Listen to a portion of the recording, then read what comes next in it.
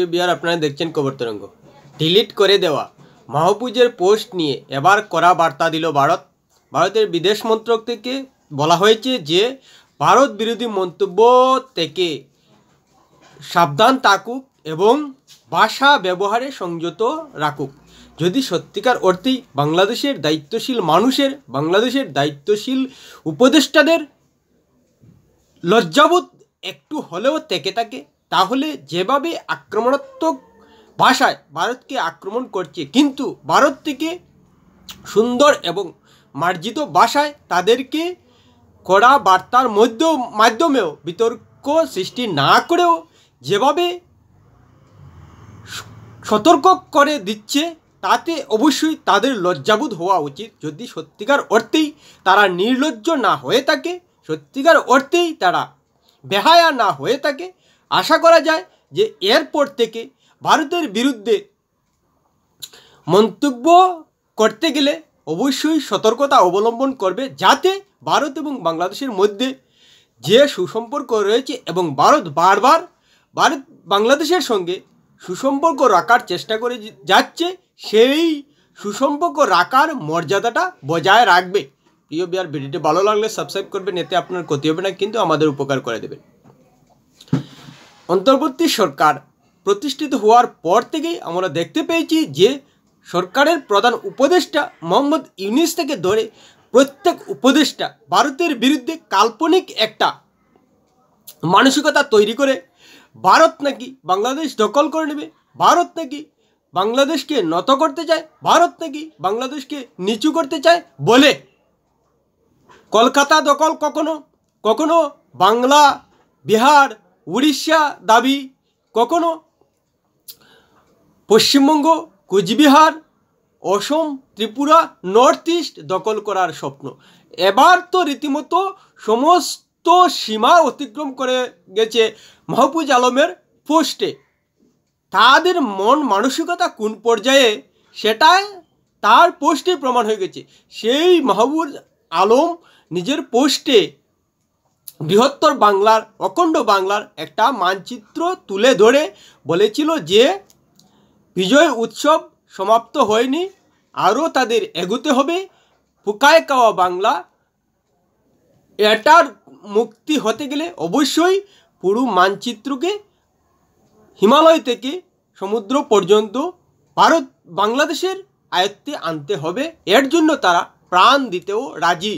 অর্থাৎ বাংলাদেশে স্বৈরাচারী শেখ হাসিনা আওয়াজ তুলে তারা যে ক্ষমতায় এসেছিল তাতে তারা সন্তুষ্ট নয়। তাদের গোপন এজেন্ডা বাংলা, পশ্চিমবঙ্গ, অসম, ত্রিপুরা, নর্থ ইস্ট দখল করে অখণ্ড বাংলা তৈরির। তারা যেন এটাকে ছেলেখেলা মনে করছে যে শেখ হাসিনাকে সরানোর পর এবার উত্তর পূর্ব অসম, ত্রিপুরা, পশ্চিমবঙ্গকে দখল করা শেখ হাসিনাকে তাড়ানোর মতোই সহজ হয়ে যাবে, এবং এটাই তাদের হানাদারি দখলদারি মানসিকতা। কিন্তু এ নিয়ে ভারতের বিদেশ মন্ত্রক ভদ্র, মার্জিত এবং বিতর্কিত ছাড়াই মন্তব্য করে কড়া বার্তা দিলেন। তিনি বিদেশ মন্ত্রকের সচিব রণধীর জয়সওয়াল বলেছেন যে ভারত বিরোধী মন্তব্য থেকে নিজেদের জনগণকে সতর্ক করুক অন্তর্বর্তী সরকার। ভারত বারবার বাংলাদেশের সঙ্গে সম্পর্কে উন্নতিতে আগ্রহ দেখিয়েছে, কিন্তু এ ধরনের মন্তব্য দায়িত্ব জ্ঞানহীনতার পরিচয়। এক্ষেত্রে সকলের দায়িত্ববোধ থাকা প্রয়োজন। যদি সত্যিকার অর্থেই বাংলাদেশের উপদেষ্টাদের, বাংলাদেশের দায়িত্বশীল নাগরিকদের মর্যাদাবোধ থেকে থাকে, নির্লজ্জ এবং বেহায়া না হয়ে থাকেন, তাহলে বিদেশ মন্ত্রক যেভাবে তাদেরকে ভাষা সংযত রেখে ভদ্রতার পাঠ শিখিয়েছে, তাতে অবশ্যই তারা এরপর ভারতের জমি দখল করার ক্ষেত্রে, দখলদারি মানসিকতার প্রকাশের ক্ষেত্রে ভাষা নিয়ে সংযত থাকবেন, যাতে অন্যায়ভাবে ভারতের ভূমি আর দখল করার মানসিকতা না দেখায়। কারণ বাংলাদেশের উপদেষ্টা, বাংলাদেশের দায়িত্বশীল মানুষ যে ভদ্রতার সমস্ত সীমা লঙ্ঘন করে ফেলেছে ভারতকে নিয়ে, সেটা বিদেশ মন্ত্রকের রণধীর জয়সওয়ালের কথা থেকে পরিষ্কার হয়ে যাচ্ছে। আশা করা যায় বাংলাদেশ সত্যিকার অর্থেই যদি সভ্যতা এবং ভদ্রতার পাঠটা শিখে থাকে, আশা করা যায় যে কাল্পনিক কোনো ধারণার বশবর্তী হয়ে ভারতকে নিয়ে উল্টোপাল্টা কথা থেকে বিরত থাকবে। যদি ভারতের এভাবে বাংলাদেশ নিয়ে দখলদারি হানাদারি মানসিকতা থেকে থাকতো, তাহলে অনেক আগেই শুরু করতে পারত ভারত থেকে। ভারতের রাজনৈতিক নেতারাও কিন্তু কোনো অংশে কম যায় না আক্রমণাত্মক মন্তব্য থেকে। উদাহরণ দেব, উত্তরপ্রদেশের মুখ্যমন্ত্রী যোগী আদিত্যনাথ, পশ্চিমবঙ্গের বিরোধী দলনেতা শুভেন্দু অধিকারী, অসমের মুখ্যমন্ত্রী হিমন্ত বিশ্ব শর্মা, ভারতের স্বরাষ্ট্রমন্ত্রী অমিত শাহ, প্রতিরক্ষামন্ত্রী রাজনাথ সিং, কেউ থেকে কেউ কম নন আক্রমণাত্মক কথা বলতে গেলে। ভারতে ঘুষপেটিয়া রয়েছে, অমিত শাহ সরাসরি হুমকি দেন যে বিজেপি সরকার ক্ষমতায় এলে ঝাড়খণ্ডে যখন বলেছিলেন পা উল্টো দিকে ঝুলিয়ে পেটানো হবে, তাড়ানো হবে, এই ধরনের ভাষা। কিন্তু কখনোই ভদ্রতার সীমা অতিক্রম করে কোনো অবস্থায় বাংলাদেশ দখল, বাংলাদেশের ফেনী অঞ্চল কাটা, বাংলাদেশের বিভিন্ন অঞ্চল ভারতের, সেসব দাবি করেনি কোনো রাজনৈতিক নেতা। শুভেন্দু অধিকারী বলুন, হিমন্ত বিশ্ব শর্মা বলুন, যোগী আদিত্যনাথ বলুন, এরা তো রীতিমতো পোস্টার বয় এখন হয়ে গেছেন ভারতের। কিন্তু এরা রাজনৈতিক নেতা হিসেবে আক্রমণাত্মক মুডে থাকলেও কোনো অবস্থায় ভদ্রতা সভ্যতার সীমা লঙ্ঘন করেননি অন্য দেশকে নিয়ে। নিজের দেশের ভিতর যদি অবৈধ অনুপ্রবেশকারী আসেন তাহলে অবশ্যই তারা কড়া প্রতিক্রিয়া দেন এবং যতটুকু সম্ভব চূড়ান্ত আক্রমণের পথ অতিক্রম করে কড়া ভাষায় আক্রমণাত্মক হন। কিন্তু কোনো অবস্থায় সে বাংলাদেশেই বলুন, পাকিস্তানেই বলুন, নেপাল বলুন, মায়ানমার বলুন, ভুটান বলুন, কোনো রাষ্ট্রের বিরুদ্ধে যোগী আদিত্যনাথ, হিমন্ত বিশ্ব শর্মা, শুভেন্দু অধিকারী, অমিত শাহ, রাজনাথ সিং কোনো আক্রমণাত্মক অভদ্র আচরণ করেন না, করবেন না। অথচ বাংলাদেশ নিয়ে অনেক কিছু বলার আছে ভারতের।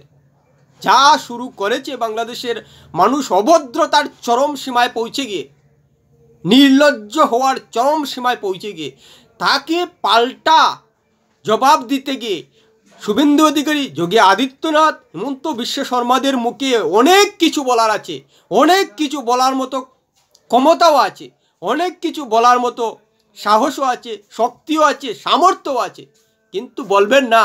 কারণ ভারতের রাজনৈতিক নেতারা শিষ্টাচার, ভদ্রতা, সভ্যতার একটা পাঠ শিখেই নিজেদের অভিজ্ঞ এবং দক্ষ করে তুলেন, যার কারণেই পুরো বিশ্বে ভারতের রাজনৈতিক নেতাদের নিয়ে সেভাবে বিতর্ক নেই।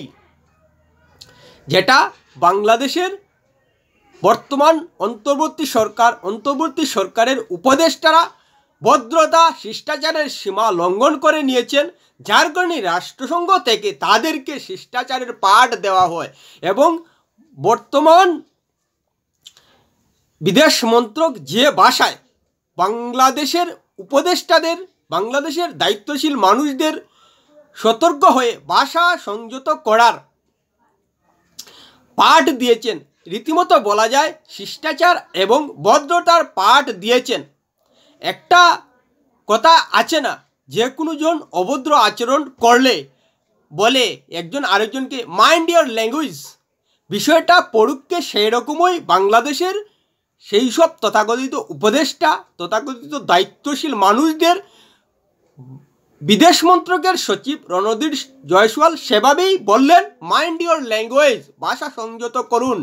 যদি সত্যিকার অর্থেই নিজেদের অপমান বোধ জেগে থাকে, নিজেদের সত্যিকার অর্থেই বিবেকবোধ, শিষ্টাচার, সৌজন্যতা থেকে থাকে, আশা করা যায় যে বাংলাদেশের দায়িত্বশীল মানুষ, বাংলাদেশের দায়িত্বশীল উপদেষ্টারা জ্ঞানহীনতার পরিচয় না দিয়ে দায়িত্বশীল হবেন এবং মাইন্ড ইওর ল্যাঙ্গুয়েজ যে ভাষায় বাংলাদেশকে শিষ্টাচারের কথা স্মরণ করিয়ে দিয়েছেন ভারতের বিদেশ মন্ত্রকের সচিব রণধীর জয়সওয়াল সেই থেকে নিজেরা অপমানিত বোধ করবেন, যেহেতু বিষয়টা আন্তর্জাতিক স্তরে পৌঁছে গেছে এবং বিশ্বের সামনে যেভাবে বিদেশ মন্ত্রক থেকে বাংলাদেশের দায়িত্বশীল উপদেষ্টা এবং দায়িত্বশীল কর্তা ব্যক্তিদের উদ্দেশ্যে মাইন্ড ইওর ল্যাঙ্গুয়েজ উচ্চারণ করা হয়েছে শব্দবন্ধ, রীতিমতো বলা যায়